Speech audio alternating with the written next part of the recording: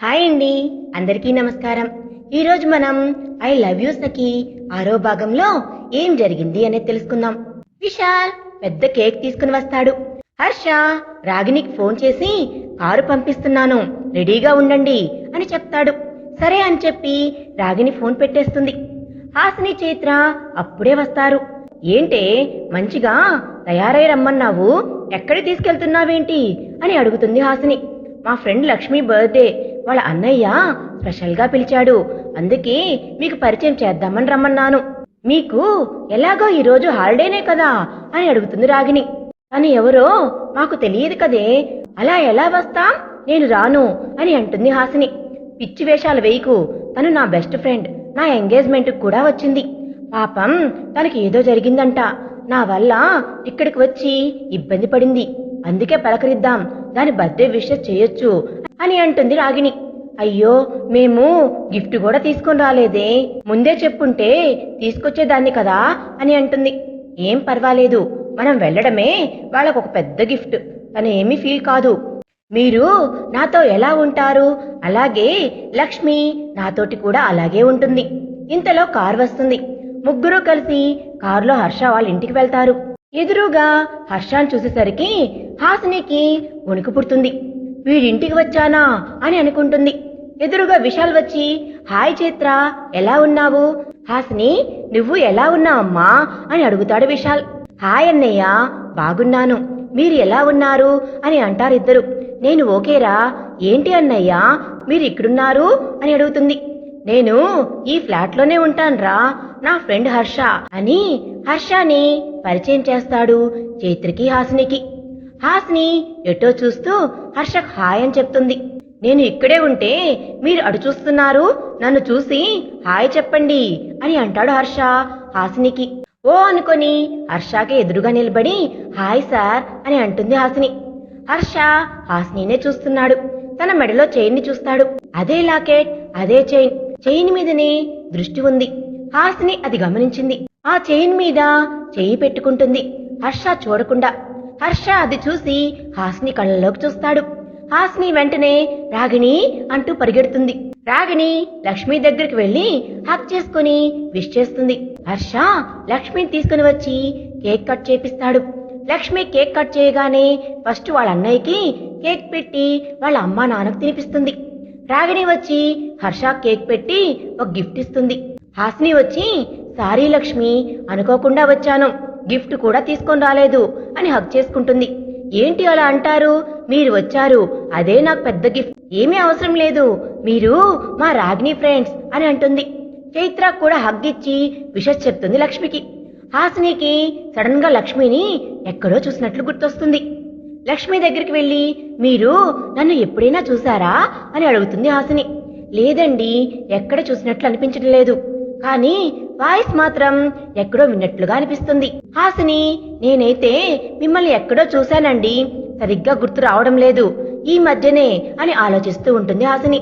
రాగిణి వచ్చి, సరేలే, గుర్తొచ్చినప్పుడు చెప్దూలే అని చెప్పి అందరూ కలిసి డిన్నర్ చేస్తారు. డిన్నర్ చేసి హాల్లో కూర్చున్నాక హాసినికి అప్పుడు గుర్తుకొస్తుంది. ఒకసారి గట్టిగా అరుస్తుంది, మీరు ఆ రోజు కింద పడిపోయారు కదా అని. లక్ష్మి, అవును, ఆ రోజు సేవ్ చేసింది మీరేనా అని అడుగుతుంది. హాసిని లక్ష్మి దగ్గరికి వచ్చి గట్టిగా హగ్ చేసుకుని ఏడుస్తుంది. మీరు సేఫ్ గా ఉన్నారా? నాకు చాలా భయం వేసింది, వాడు మిమ్మల్ని ఏమైనా చేస్తాడని వెంటనే హాస్పిటల్కి తీసుకుని వెళ్లి ట్రీట్మెంట్ ఇప్పించాను. సారీ, మిమ్మల్ని పోలీస్ స్టేషన్ లో వదిలేయాల్సి వచ్చింది. నువ్వు ఆ రోజు సేవ్ చేశావు కాబట్టే నేను బ్రతికాను, పోలీస్ స్టేషన్ లో నువ్వు వదిలిపెట్టావు. హర్ష హాసినినే చూస్తున్నాడు. తను ఏడుస్తుంటే బాధగా అనిపిస్తుంది. తన చెల్లికి ఏమైపోతుందో అని ఆరాటపడుతుంది. తన మీద ఎందుకో హర్షకి ఒక మంచి ఫీలింగ్ కలిగింది. అంకుల్ ఆంటీ దగ్గరికి వచ్చి, సారీ ఆంటీ, ఆ రోజు నేను పోలీస్ స్టేషన్ లో లక్ష్మిని వదిలేయాల్సి వచ్చింది, ఎందుకంటే నాతో పాటుంటే తను సేఫ్ గా ఉండదు, వాడు నన్ను చూసేశాడు, నన్ను వెంబడించి మళ్ళీ లక్ష్మిని ఏమైనా చేస్తాడని చెప్పి ట్రీట్మెంట్ ఇవ్వగానే పోలీస్ స్టేషన్ లో కానిస్టేబుల్ కి అప్పచెప్పేసి నేను వెళ్లిపోయాను. లక్ష్మి సేఫ్ గా ఉండాలని చూశాను, లేకుంటే ఆ రోజు మా ఇంటికి తీసుకుని వెళ్లేదాన్ని అని చెప్తుంది హాసిని. లక్ష్మి అమ్మ వచ్చి హాసినిని నుదుటి మీద ముద్దు పెట్టుకొని, నువ్వు ఆ రోజు నా కూతుర్ని కాపాడకపోతే నాకు నా కూతురు దక్కేదే కాదు, తను సేఫ్ గా ఉండాలని పోలీస్ స్టేషన్ లో పెట్టావు. చాలా మంచి పని చేశావమ్మా. నిన్ను గుర్తుపట్టాడన్నావు కదా, నువ్వు ఆపదలో ఉన్నట్టే, నువ్వు జాగ్రత్తగా ఉండమ్మా అని చెప్తుంది వాళ్ళమ్మ. థ్యాంక్స్ ఆంటీ, పర్వాలేదు, ఇప్పటి వరకు బానే ఉన్నాను. హర్ష హాసిని దగ్గరికి వచ్చి, థ్యాంక్స్ హాసిని, నా చెల్లిని కాపాడినందుకు. నువ్వు వాడిని గుర్తుపడతావా అని అడుగుతాడు. గుర్తుపడతానండి, కానీ నాకు చాలా భయమేస్తుంది, వాడు ఎక్కడైనా కనపడతాడేమో అని. అమ్మో, నేను మీకు చెప్పను. అదేంటి, నాకు చెప్పాలి కదా. నువ్వు మా చెల్లెల్ని సేవ్ చేశావు, లక్ష్మిని చంపాలి అని చూశాడు, నేను వాడిని వెతకాలి కదా. ఇప్పటికే మీరు ఎదురుపడినప్పుడల్లా టెన్షన్ అవుతుంది, నేను చెప్పనండి అని అంటుంది హాసిని. హాసిని రాగిణి దగ్గరికి వెళ్లి, ఇంక వెళ్దాం, చాలా లేట్ అవుతుంది అని అంటుంది. ఆగండి, నేను డ్రాప్ చేస్తా అని అంటాడు హర్ష. రాగిణిని వాళ్ళ ఇంటి దగ్గర డ్రాప్ చేస్తాడు. చైత్రని అడుగుతాడు, మీ అడ్రస్ ఎక్కడా అని. చైత్ర వాళ్ళ ఇంటి అడ్రస్ చెప్తుంది. ఇద్దరిని అక్కడ డ్రాప్ చేసి రిటర్న్ అయిపోతాడు హర్ష. ఆ ఏరియాకి వస్తుంటే ఆ బస్ స్టాప్ దగ్గర కాసేపు ఆగుతాడు. తనకు ఆ ముద్దు ఇచ్చిన అమ్మాయి అదే ప్లేస్ లో అవడం వల్ల కాసేపు గుర్తుకు వస్తుంది హర్షకి. ఆ అమ్మాయి కనిపిస్తే బాగుండు, సారీ చెప్పాలి అనుకుంటాడు. ఆ అమ్మాయిది ఇదే ఏరియా కావచ్చు, అంత రాత్రి టైంలో వచ్చింది అంటే జస్ట్ వాకింగ్కి రావచ్చు, ఎలాగైనా కనుక్కోవాలి అని అనుకుని కాసేపు అక్కడే కూర్చొని వెళ్ళిపోతాడు హర్ష. వారం రోజుల తర్వాత హర్ష విశాల్ ఆఫీస్కి వెళ్తారు. అక్కడ వాళ్ళ మేనేజర్ వాళ్ళని దొబ్బుతాడు.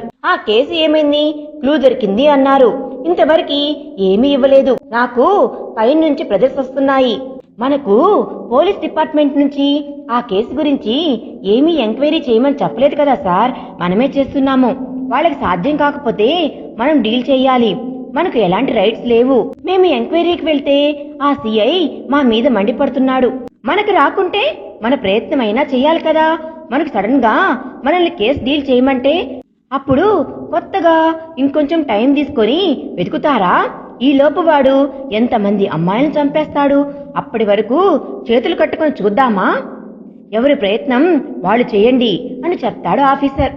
ఓకే సార్ అని చెప్పేసి రూమ్ నుంచి బయటకు వచ్చేస్తారు ఇద్దరు.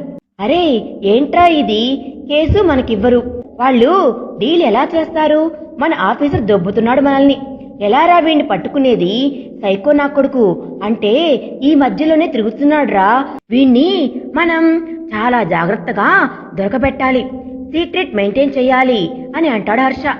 అరే ఆ రోజు చైన్ దొరికింది, ఫస్ట్ టైం ఉన్నప్పుడు ఉంగరం దొరికింది, ఆ 2 స్టోన్లో ఎస్ అని కనిపిస్తుంది, మనం ఒకసారి దాన్ని షాప్కి తీసుకువెళ్లి చెక్ చేపిద్దాం, అది ఎక్కడ దొరుకుతుందో అని అంటాడు హర్ష. ఇద్దరు కలిసి గోల్డ్ షాప్కి వెళ్తారు. మార్వాడి అతని దగ్గరికి వెళ్లి ఆ చైన్ రింగులు చూపిస్తారు. ఇలాంటి స్టోన్ మీ దగ్గర దొరుకుతుందా అని అడుగుతాడు విశాల్. లేదు సార్, మామూలు స్టోన్స్ అయితే దొరుకుతాయి, ఇలాంటి స్టోన్స్ స్పెషల్ గా చేయించుకుంటారు, అది మా దగ్గర దొరకదు.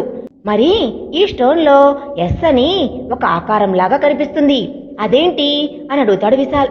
సార్ అది ఎస్ కాదు, అది పాములాగా ఉంటుంది, స్టోన్ లో అలా తిరిగి ఉంటుంది, అది చాలా రేర్ గా దొరుకుతుంది, బాగా ఉన్నవాళ్లు అలాంటివి తెప్పించి వేసుకుంటారు, ఇది పామా అని అడుగుతాడు విశాల్.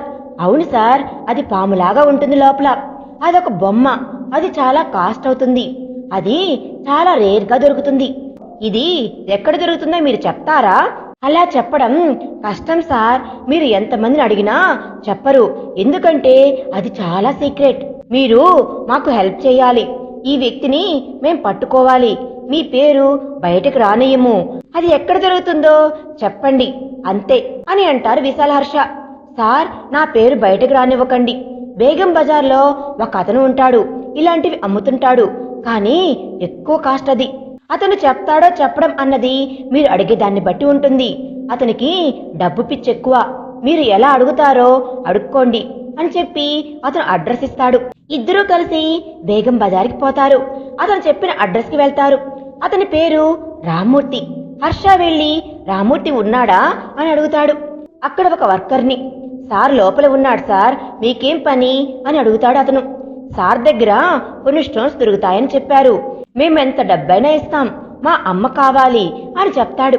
సరే అని చెప్పి హర్షాని విశాల్ని లోపలికి పంపిస్తాడు అతను. రామ్మూర్తి చెక్ చేసుకుంటూ ఉన్నాడు. హర్ష విశాల్ని చూసి మీరెవరు, ఎందుకు వచ్చారు అని అడుగుతాడు. సార్, నా పేరు హర్ష, తను విశాల్. మీ దగ్గర కొన్ని వెరైటీ స్టోన్స్ దొరుకుతాయంట, మాకు కావాలి. మీరు మాకు డిజైన్ చేపిస్తారా అని అడుగుతాడు హర్ష. నేను అలాంటి వెరైటీగా అమ్ముతానని మీకెవరు చెప్పారు, ముందు అది చెప్పండి అని అంటాడు అతను. సార్, మా ఫ్రెండ్ చెప్పాడు, అతని మెడలో వేసుకున్నాడు, మాకు బాగా నచ్చింది, అందుకే తీసుకుందామని వచ్చాను అని అంటాడు హర్ష. అయితే కూర్చోండి అని చెప్పి తను కొన్ని స్టోన్స్ వాళ్ళ ముందు పెడతాడు. చాలా చూస్తారు. అందులో పాము ఆకారం ఉన్న స్టోన్ కనబడుతుంది. ఇది ఎంత కాస్ట్ అని అడుగుతాడు విశాల్. అది ఎవరు పెడితే వాళ్ళు వేసుకోరు, వాళ్ళ జాతకరీత్యా అది వాళ్ళు వేసుకోవాలి. దానికి చాలా కాస్ట్ అవుతుంది, 3 లక్షలు అవుతుంది అని చెప్తాడు అతను. అంటే మాకు తెలియదు కదా, ఎవరైనా వేసుకున్నారా, వాళ్ళకి మంచిగా అనిపించిందా అని అడుగుతారు. ఆశ్చర్యంగా హర్ష విశాల్ ఏమీ తెలియనట్టు. వేసుకున్నారు ఒకతను, నా దగ్గర నుంచి తీసుకెళ్లాడు. వేసుకున్నాడు ఒకతను అని చెప్తాడు. నీ దగ్గర నుంచి తీసుకుని వెళ్ళాడా అని అడిగారు. చైన్ అతను అనుకున్నది సాధించాడంట, ఫోన్ చేసి చెప్పాడు. అంత మహిమలాగా ఉంటుంది. స్టోన్స్ ఇలాంటివి జాతకరీత్యా వేసుకోవాలి. అంతలో హర్ష విశాల్ అతని అడ్రస్ చెప్తారా ప్లీజ్, క్లియర్ గా కనుక్కొని మేం స్టోన్స్ తీసుకుంటాము అని చెప్తారు.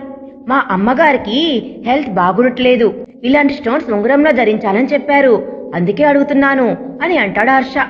అతను ఇక్కడ ఉండడు, ఢిల్లీలో ఉంటాడు. ఆ మధ్యనే వచ్చినప్పుడు తీసుకుని వెళ్ళాడు. అతని పేరు రుద్ర అమరేంద్రనాథ్. కొంచెం బాగా ఉన్నవాళ్లు, ఒక్కగానొక్క కొడుకు. నా దగ్గరకు వచ్చి తీసుకున్నాడు. తను అనుకున్నది అయిందని ఈ మధ్యనే ఫోన్ చేశాడు అని చెప్తాడు. సరే సరే, అతను ఎక్కడ ఉంటాడో మీకేమైనా తెలుసా అని అడుగుతారు. నాకు అంతగా తెలియదండి, నాకు అమ్మడం వరకే, వాళ్ళ అడ్రస్ ఏమీ తీసుకోను, నా బిజినెస్ అంతే. పోనీ ఫోన్ నెంబర్ అయినా ఇస్తారా అని అడుగుతారు. తన నెంబర్ నా దగ్గర లేదు, ఎప్పుడూ ఒక నెంబర్ నుంచి చేయడతను, ఎప్పుడూ ఏదో ఒక నెంబర్తో చేస్తాడు. ప్రెజెంట్ అయితే అతను ఒక నెంబర్ ఇది అని చెప్పి అతని దగ్గర ఉన్న నెంబర్ ఇస్తాడు. హర్ష విశాల్ ఆ షాప్ నుండి బయటకు వచ్చి ఆఫీస్కి వెళ్తారు. కొంచెం వర్క్ ఉంటే చూసుకొని కాసేపు అయ్యాక వాడిచ్చిన నెంబర్కి ఫోన్ చేస్తారు. స్విచ్ ఆఫ్ అని వస్తుంది. వాడు ఇప్పుడే దొరకడురా, వాడి ఫోన్ స్విచ్ ఆఫ్ చేసుకున్నాడు. అంటే మనం కొన్ని రోజులు వెయిట్ చేయాలి, ముందు మనం హాసిని ఫాలో అవ్వాలి. ఏంట్రా హర్ష నువ్వు చెప్పేది అని అడుగుతాడు విశాల్. హాసిని చూసింది కదా, అయితే హాసిని డేంజర్ లో ఉన్నట్లే, తనపై నిఘా పెట్టాలి అని అంటాడు విశాల్. అవునరా, ఆ రోజు మా చెల్లెల్ని కాపాడేటప్పుడు తీసుకెళ్తుంటే వాడు గుర్తుపట్టాడంట, అందుకే తన ఇంటికి తీసుకుని వెళ్లకుండా పోలీస్ స్టేషన్ లో అప్పచెప్పింది. ఈ రోజు నుంచి నేను హాసిని ఫాలో అవుతాను, నువ్వేమైనా ఉంటే పని చూసుకోరా. నేను హాసినికి ఆఫీస్ వదిలే టైం అయింది కదా, నేను తన ఇంటికి వెళ్లే వరకు ఫాలో అవుతాను అని అంటాడు హర్ష. ఓకేనా అని చెప్పి హర్ష వెళ్లిపోతాడు. చైత్ర హాసిని ఆఫీస్కి ఆపోజిట్ లో హర్ష ఉంటాడు. చైత్ర హాసిని ఎప్పట్లానే వెళ్తూ ఉంటారు. ఇంకెందుకో ఎవరో చూసినట్లు అనిపించి వెనక్కి తిరుగుతుంది. కొంచెం దూరంలో హర్ష కనిపిస్తాడు. ఇదేంటి, లక్ష్మి వాళ్ళ అన్నయ్య కదా, అంత దూరంలో ఉన్నాడు, అయినా ఏదైనా పని ముండి రావచ్చులే అని అనుకుని వెళ్లిపోతుంది హాసిని. అలా 10 రోజుల నుంచి ఆఫీస్కి రావడం, తన ఇంటికి వెళ్లే వరకు ఫాలో అవడం హర్ష చేస్తూనే ఉన్నాడు. హాసిని అంతా చూస్తుంది. ఒక్కొక్కసారి కోపం వస్తుంది, చిరాకు వేస్తుంది, ఈయన నన్ను ఎందుకు ఫాలో అవుతున్నాడు అని. ఒకసారి చైత్రాకి ఫీవర్ వచ్చి ఇంట్లోనే ఉంటుంది. హాసిని టెంపుల్ కని వెళ్తుంది. అక్కడ కూడా వస్తాడు హర్ష. హాసిని కోపం వచ్చి హర్ష దగ్గరికి వెళ్లి, అసలు ఏంటండి మీ ఉద్దేశం, ఎప్పుడు నన్నే ఫాలో అవుతున్నారు అని అడుగుతుంది. హర్ష ఏదో చెప్పేలోపే తననే ఏం మాట్లాడనీయకుండా, ఆపండి, మీరేం చెప్పాల్సిన అవసరం కూడా లేదు, మీరు నన్ను ఎందుకు ఫాలో అవుతున్నారో నాకు తెలుసు అని అంటుంది. ఎందుకు ఫాలో అవుతున్నాను అని అడుగుతాడు హర్ష. దీనికోసమే కదా అంటూ తన మెడలో ఉన్న చైన్ తీసి హర్ష చేయి చాపి అతని చేతిలో పెడుతుంది. తీసుకోండి, ఇది తీసుకున్నానే కదా మీరు నన్ను రోజు ఫాలో అవుతున్నారు అని చెప్పి తన చేతిలో పెడుతుంది హాసిని. హర్షకు నవ్వొస్తుంది. నేను దీనికోసం ఫాలో అవుతున్నానా అని ఆశ్చర్యపోతాడు. మరి ఇంకెందుకు, నా దగ్గర ఫాలో అవడానికి ఏముంది, ఆ రోజు మీ చెల్లెలికని తీసుకున్నారు కదా ఈ చైను, నేను ఆ రోజే చెప్పాను, అది బాగా నచ్చింది, ఏదో మీరు అలా ఆటోలో వచ్చేసరికి మా ఫ్రెండ్ పైన అబద్ధం చెప్పాను. ఆ రోజు చూశారు కదా, బర్త్డే రోజు వేసుకున్నాను, తీసుకోండి, మీది నాకేం అవసరం లేదు అంటూ కోపంగా వెళ్ళబోతుంది. హర్షకు నవ్వొచ్చి హాసిని చేపట్టి పక్కకు లాగి తన చేతిలో చైన్ని హాసిని దగ్గరకు వెళ్లి చైన్ మెడలో వేస్తాడు. అలా మెడలో వేస్తుంటే ఇద్దరు హార్ట్ బీట్ కొట్టుకుంటుంది. హాసిని అప్పుడు గుర్తుపడుతుంది, ఆ రోజు ముద్దు పెట్టిన అబ్బాయి ఇలాగే హార్ట్ బీట్ కొట్టుకుంటుంది అని తన కళ్ళల్లోకి చూస్తుంది. హర్ష కూడా హాసిని పెదాలనే చూస్తున్నాడు. అవే పెదాలు నేను ముద్దు పెట్టుకున్నవి, హాసిని అయితే బాగుండు ఆ అమ్మాయి అని అనుకుంటాడు మనసులో. హాసినికైతే తన హార్ట్ బీట్ తెలుస్తుంది. ఆ రోజుది గుర్తుపడుతుంది. అయితే హర్షనే నాకు ఆ రోజు ముద్దు పెట్టింది అని అనుకొని హర్షని పక్కకు తోస్తుంది. హర్ష పక్కకు పడిపోతాడు. ఎందుకండి నన్ను తోసేశావు అని అడుగుతాడు. ఎందుకా? హర్ష దగ్గరికి వెళ్లి తన కాలర్ పట్టుకొని నా కళ్ళల్లోకి చూసి నిజం చెప్పండి, ఆ రోజు నేను వాకింగ్కి వెళ్తుంటే మీరే కదా నాకొచ్చి ముద్దు పెట్టింది అని అడుగుతుంది. అప్పుడు హర్ష ముఖంలో చూడాలి ఆనందం, ఆ స్మైల్ అంత బాగుంటుంది. నేనింత సీరియస్ గా అడుగుతుంటే మీ ముఖం ఏంటి అంతలా వెలిగిపోతుంది, మీకు నవ్వులాటగా ఉందా అని అడుగుతుంది హాసిని. అంటే ఆ రోజు మీరేనా, మీకోసమే వెతుకుతున్నాను, మిమ్మల్ని సరిగ్గా చూడలేదు, ఎందుకో నీ పెదాలు చూడగానే నా హార్ట్ బీట్ కొట్టుకుంటుంది, వెంటనే కిస్ ఇచ్చేశాను, తర్వాత స్పృహలోకి వచ్చి నిన్ను చూద్దామనుకునే లోపు నువ్వు వెళ్ళిపోయావు అని అంటాడు హర్ష ఆశ్చర్యంగా. అంటే పెదాలు నచ్చగానే ముద్దు పెడతారు, అమ్మాయి మనసు ఏంటో తెలుసుకోలేరా అని అడుగుతుంది హాసిని. అందుకే సారీ చెప్దామని వెతుకుతున్నాను, నువ్వు దొరకలేదు, ఇప్పుడు నన్ను గుర్తుపట్టావు, నిజంగా సారీ, ఐఆమ్ సో సారీ. ఇచ్చేశాక సారీ చెప్తే అయిపోతుందా అని అంటుంది హాసిని కోపంగా. హాసిని, నేను ఇంకో మాట కూడా చెప్పాలి నీకు. ఇంకేం చెప్తారు చెప్పండి అని అంటుంది. మీరు ఎన్నిసార్లు చెప్పినా దాన్ని నేను అంగీకరించలేను. సరే, ఈ మాట నన్ను చెప్పనివ్వు. I love you Hasini. ఆ రోజు నీ పెదాలు చూడగానే నచ్చేశాయి, నువ్వు నచ్చేశావు.